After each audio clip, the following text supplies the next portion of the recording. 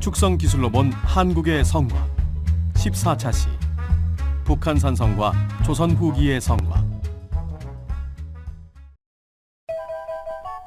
성곽 속으로. 여보시오, 잘 지내고 있었어? 오셨군요. 기다리고 있었습니다. 이번에는 어떤 성곽의 축성법에 대해 알려주실 건가요? 이번에는 북한 산성과 조선 후기의 성곽에 대해 말해주려고 하는데 그 전에 이 이야기부터 한번 들어보시오. 조선 왕조실록에 따르면 북한 산성 축성의 필요성은 숙종 원년부터 시작되었으며 숙종 37년에 이르러서야 비로소 축성을 완료하게 됩니다.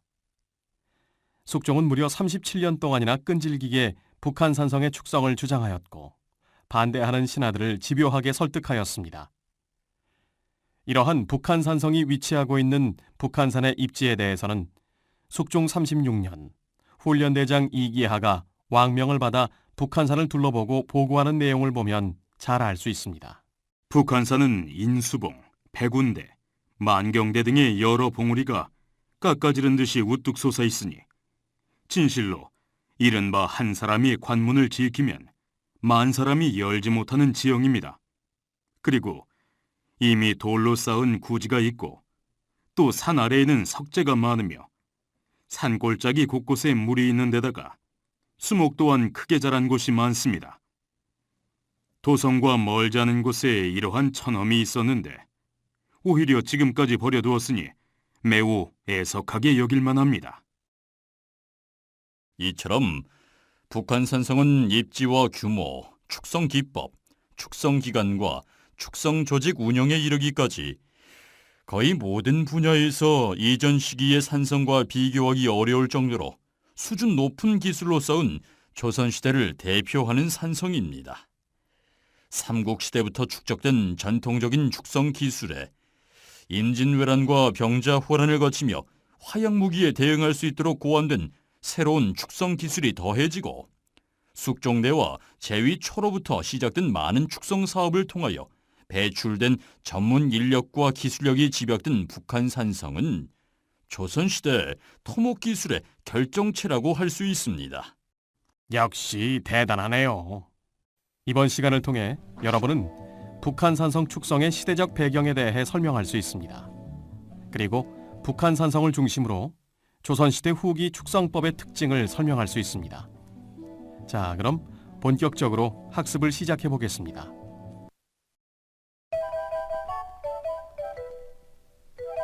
(1) 시대적 배경.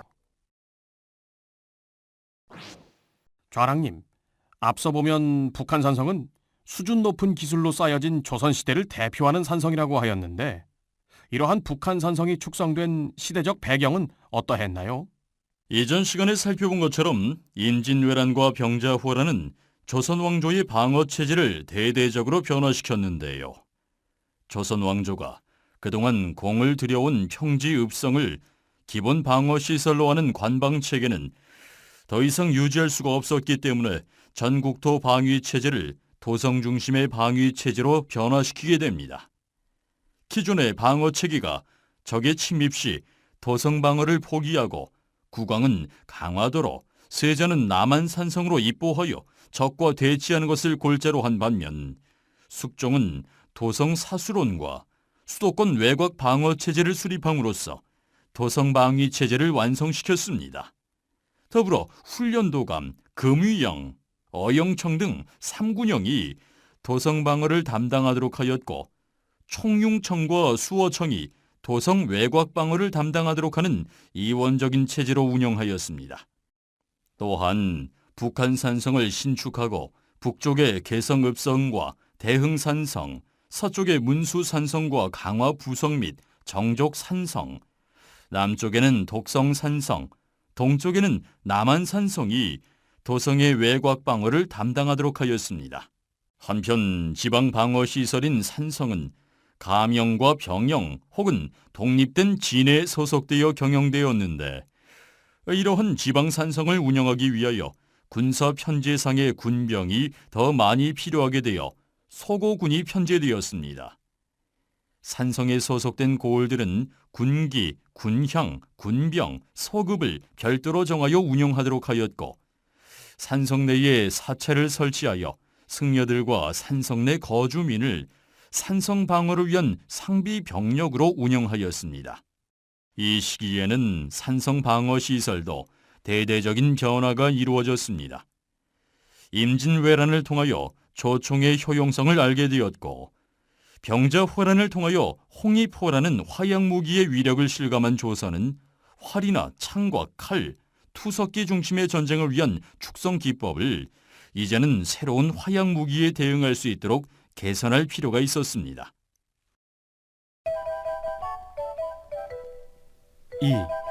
북한 산성의 축성 기법.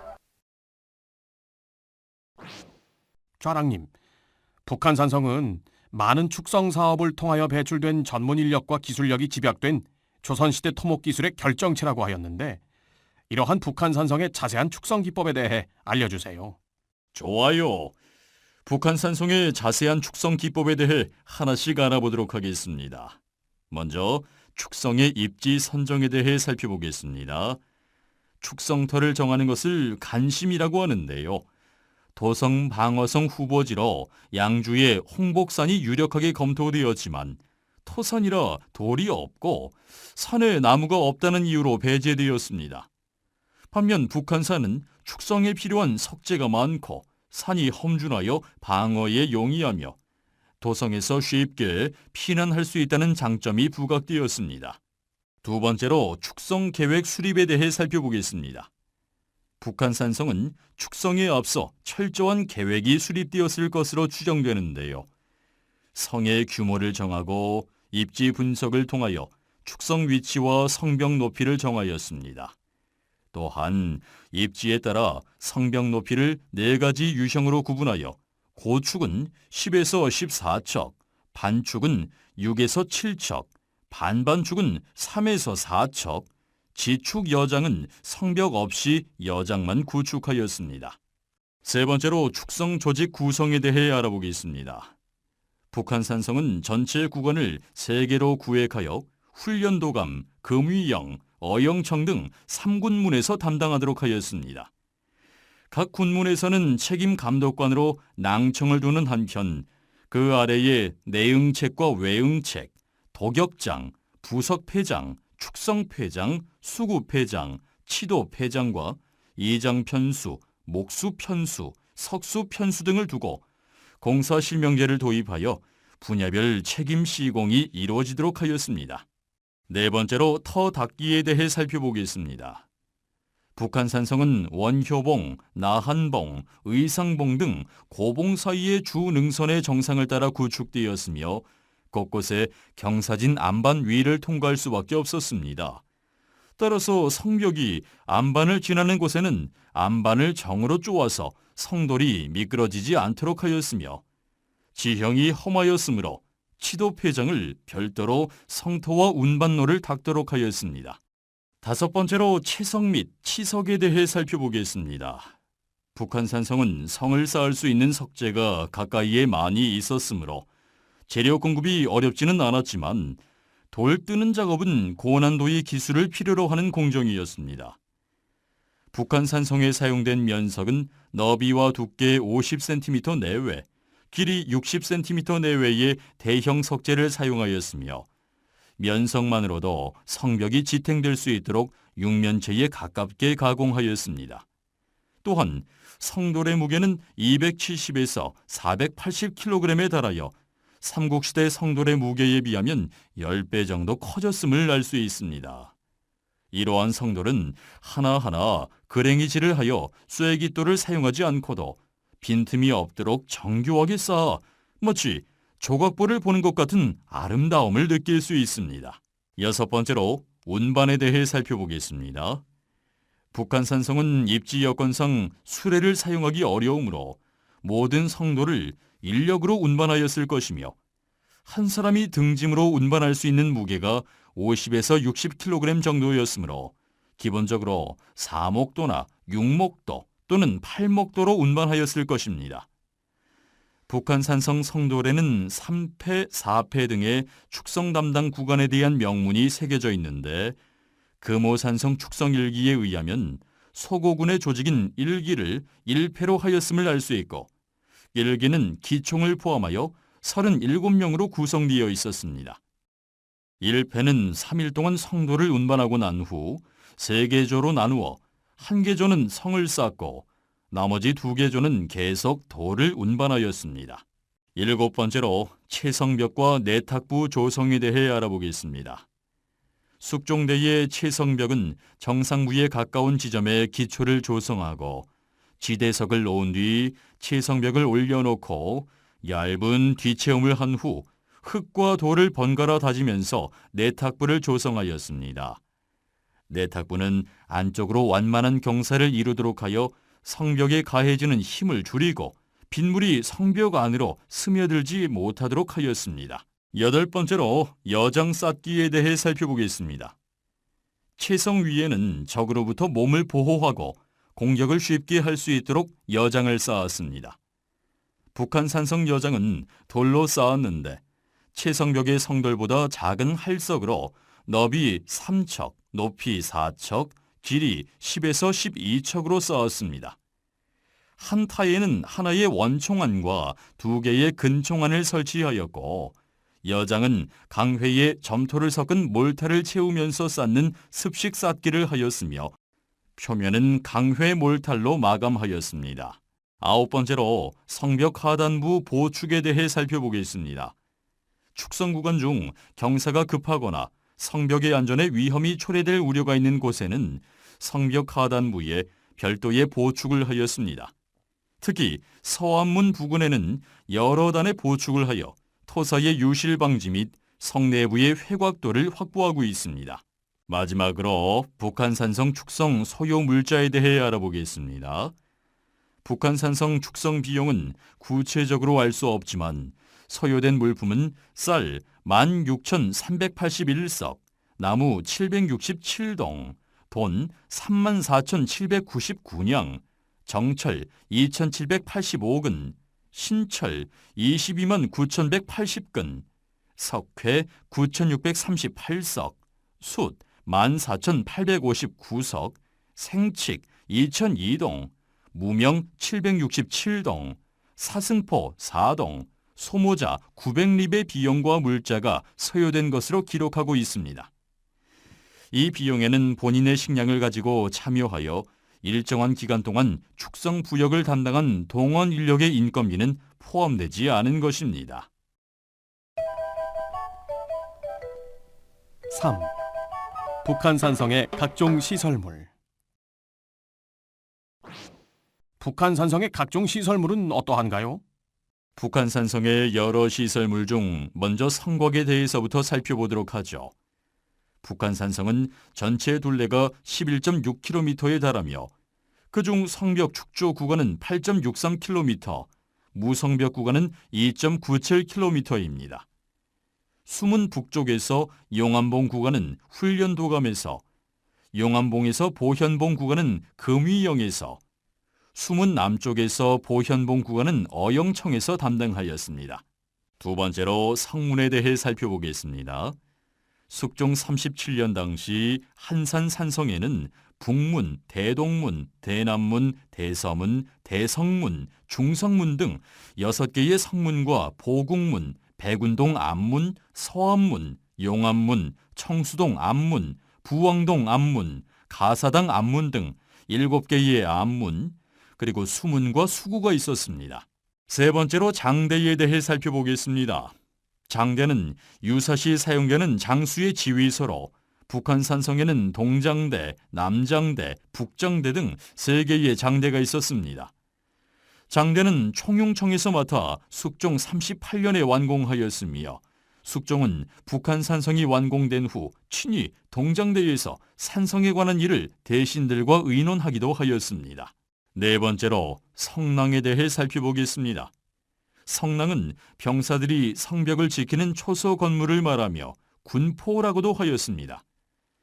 북한 산성에는 143개의 성낭이 있었으며 현존하는 성낭 건물은 없고 터만 확인되었는데 기본적으로 3칸 규모였을 것으로 추정됩니다. 마지막으로 성 내부의 각종 시설물에 대해 살펴보겠습니다. 먼저 행궁은 유사시 임금의 거처로 삼기 위한 건물이며, 북한산성 행궁은 내행전과 외행전을 합하여 120칸 규모였습니다.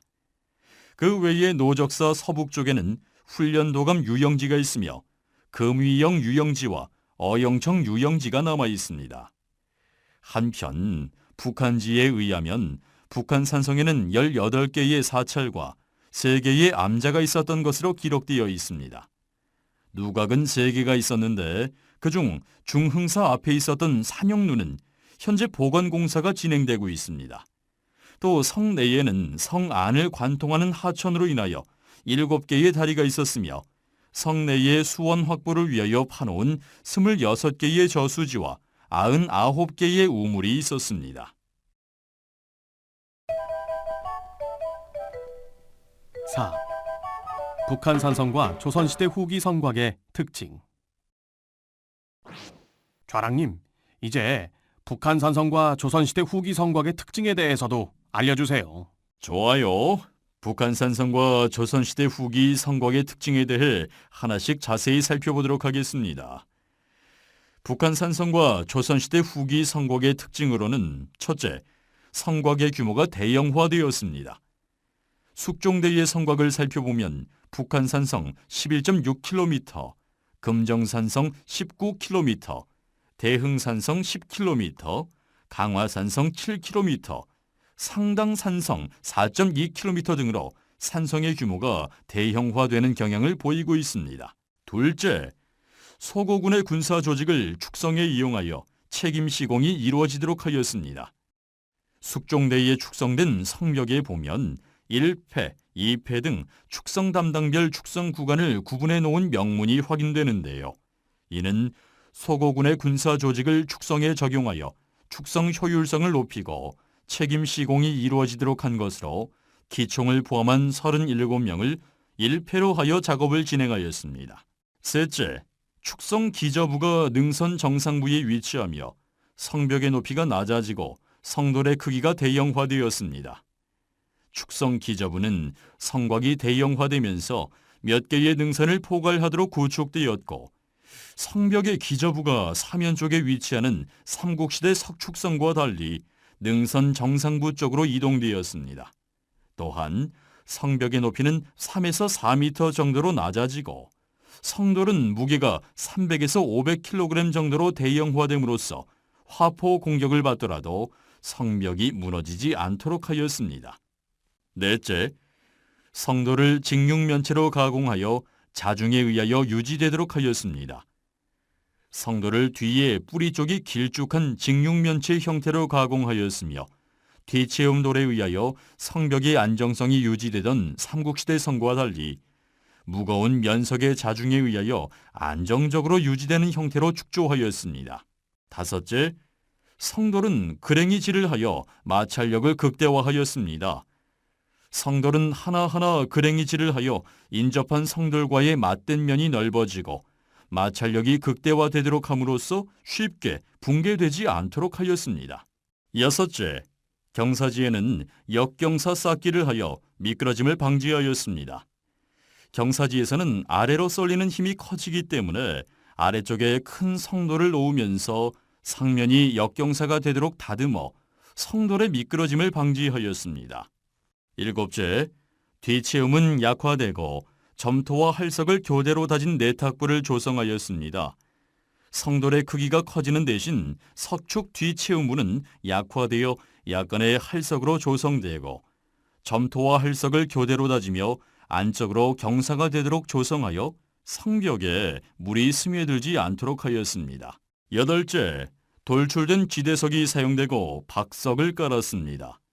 지반을 정지한 후 채성벽 하단에는 바깥으로 20cm 정도 돌출되도록 지대석을 먼저 놓고, 우수로 인하여 성벽 기저부가 세굴되지 않도록 지대석 앞에는 일정한 너비로 퇴박석을 깔기도 하였습니다. 아홉째, 여장은 강회 몰타를 사용하여 습식으로 쌓았습니다.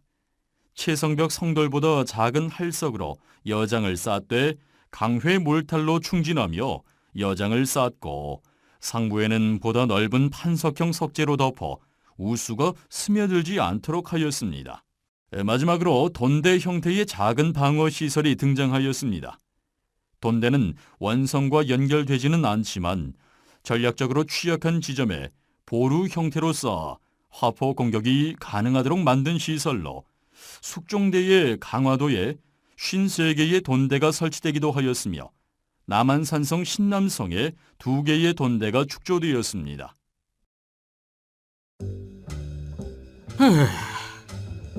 나와 같이 여기까지 오느라 고생했습니다.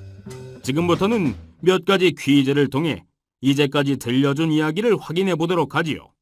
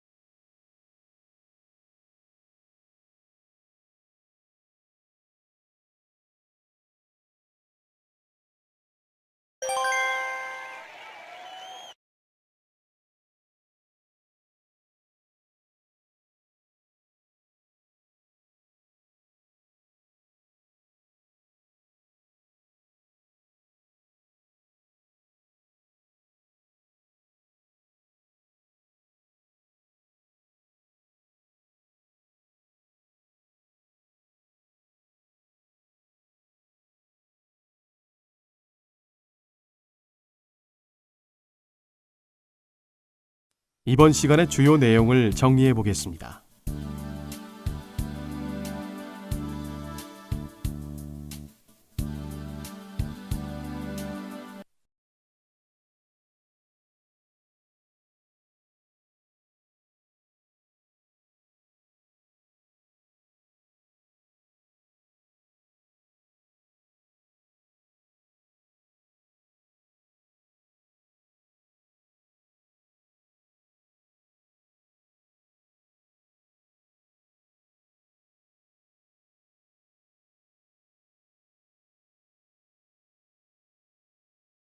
이제까지 북한 산성과 조선 후기의 성곽에 대해 알아보았습니다.